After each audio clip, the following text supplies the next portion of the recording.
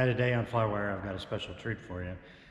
Out of the archives I found a video that Ken LaRock, who was active duty Air Force at the time, did of the 68th Doolittle Raid reunion fly-in to Wright-Patt Air Base. The section where the museum is has been closed for years and years and years, and nobody's landed there in decades. No civilians landed there in decades. And back in 2010, for the 68th reunion, we brought in 17 B-25s up to let date, the most that had been flying since, since Catch-22 was a movie that was made about B-25s. I think they had 14 or 15. Anyway, it was an incredible honor for me. I got to fly Raider 10. It was the Pacific Prowler into the reunion. It was an incredible honor. So stick with us on FlyWire and let's check out that video.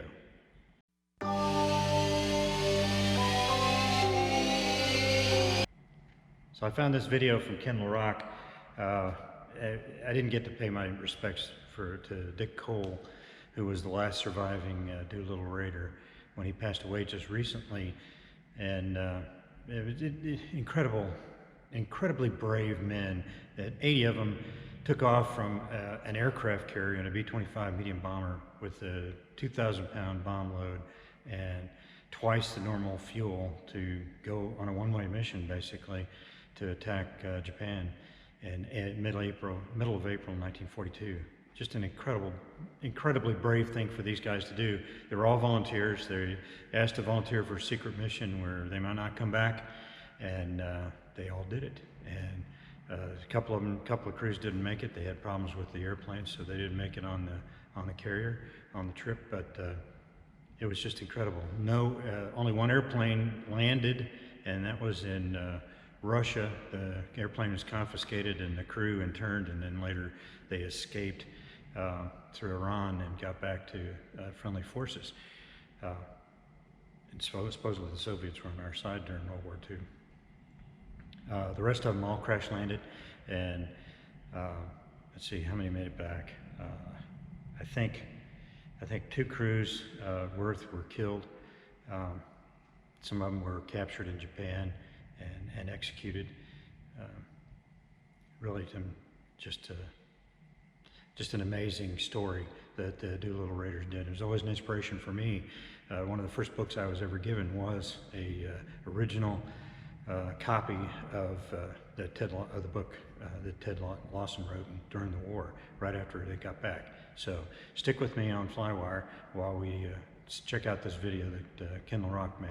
And I made a good landing, if I do say so myself.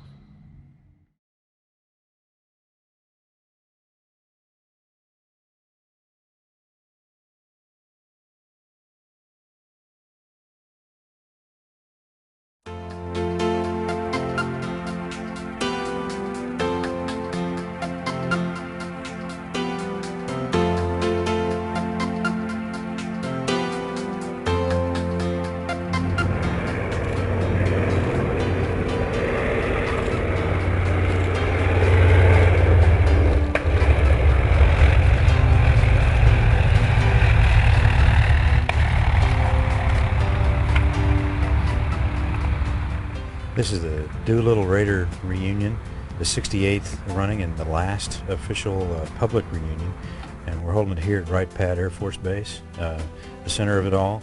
So this is an incredible honor to be able to fly the airplanes in here. We had 17, which is a record. They had more than Catch-22 and more than they've had since World War II, I believe. It's an incredible honor to be able to fly in here. This is the Pacific Prowler, and it was Raider 10.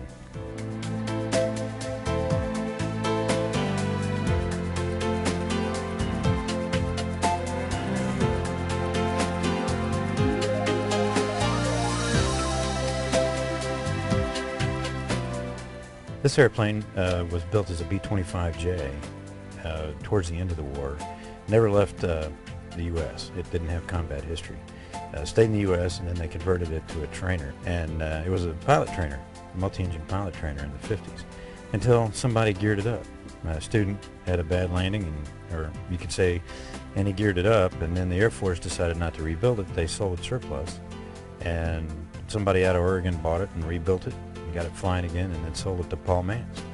And it became the photo ship for Paul Mantz Productions. And in the end, it did 85 movies. It did Catch-22, it did It's a Mad, Mad, Mad World. Just about any aviation movie you saw from the 60s and 70s, this airplane filmed it. The I Fly panoramic video that Disney did of the Grand Canyon, this airplane filmed it. And its last movie was Memphis Belle.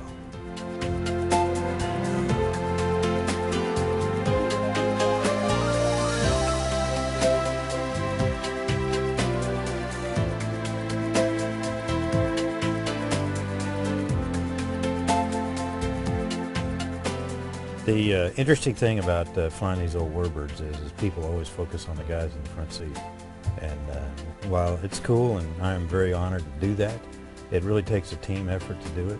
It takes the guys that are mechanics and all the volunteers to make it all happen. So this is a big team effort. It's not just one or two people.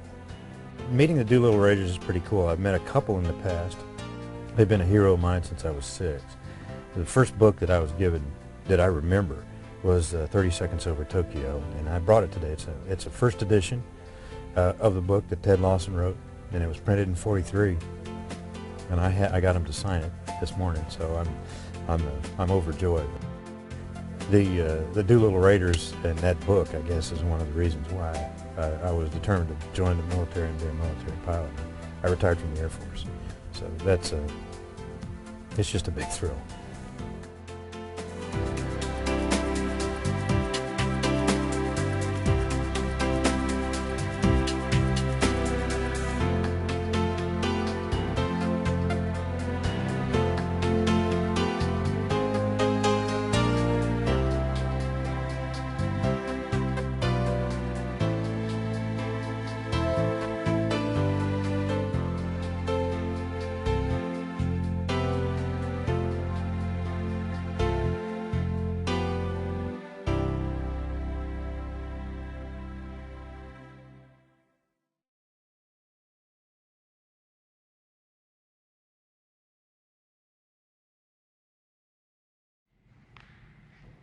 Well, I hope you liked that little video. Like I say, it was an incredible honor to be there at the 68th reunion. It was a little bit chilly that day, middle of April in Ohio. One comment though about the Doolittle Raid, a lot of people forget it. If they remember the Doolittle Raid, it was just a heroic thing, and we don't know much about it. But the thing about the Doolittle Raid is 80 people took off on that mission. There was a large carrier task force to make it happen. There was over 200 Army maintenance guys on the carrier to take care of the airplanes while it was on there. There was a large number of people that were involved and were vulnerable to the Japanese because they got within 600 miles of the mainland and were supposed to get closer. But when they crashed, like I said earlier, virtually all the airplanes were lost. Only one was intact, and the Russians had that. But the important point to note is that even the commander thought basically that they'd failed in their mission. And in reality, they didn't make a huge impact bombing. They had hit their targets, which is a plus, but the damage they did was very, very minor in retrospect, and they lost the airplane. So Doolittle himself thought he was going to get fired because this mission was a total failure. And he got back, he got the Medal of Honor. And even during the war, I don't think that people really appreciated the Doolittle Raid for what it was and what it achieved, but it basically changed the entire strategic perspective of the Japanese up in and how they operated in the war, especially against the United States. And it led directly to the basically the Midway battle that America won, and but by the hair of our teeth, skin of our teeth, whatever it is you want to call it. We won that battle at Midway, and that changed the course of the entire Pacific War. So, you know, when you volunteer for something like that, and you're just a cog in a wheel, you may be a gunner, you may be the bombardier, and then you realize they use broomsticks on little angle things to aim the bombs because they wanted to save weight and they didn't want to lose the Norton bomb sights. All this incredible stuff And none of these guys thought they made a big contribution, but every single one of them did. Everyone on all those Navy ships, all the Army guys that made it happen, and in particular the 80 guys on the tip of the spear, they made a huge impact on the war in the Pacific, and arguably the entire war itself. So they were just I think just a perfect example of the can-do spirit of the American, and I'm proud to call them my heroes. So hope you enjoyed the video, and if you did, hit subscribe, and want to see notifications of the next one that comes out, hit the bell. And thanks for watching. I sure appreciate it. And we'll see you next time on FlyWire.